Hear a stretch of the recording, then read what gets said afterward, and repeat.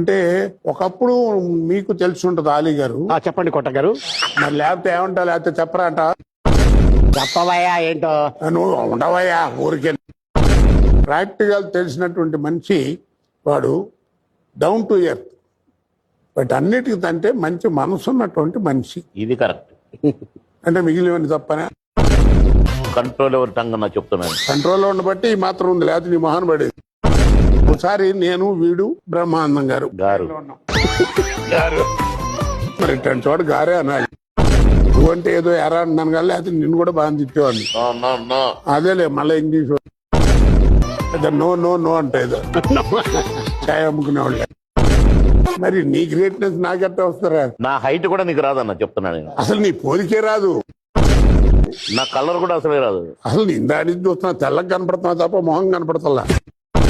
కోట రామకృష్ణ గారు ఈ ప్రశ్నకు బదిలేదు నా క్యారెక్టర్ గారు భలే ఉన్నాడే ఇతను, టైమింగ్ భలే ఉంది అని ఆహుతిలో క్యారెక్టర్ ఇస్తే అది టైమింగ్ బాగుందని చెప్పు. భలే ఉన్నాడే ఎట్ట అంటారా చూసి.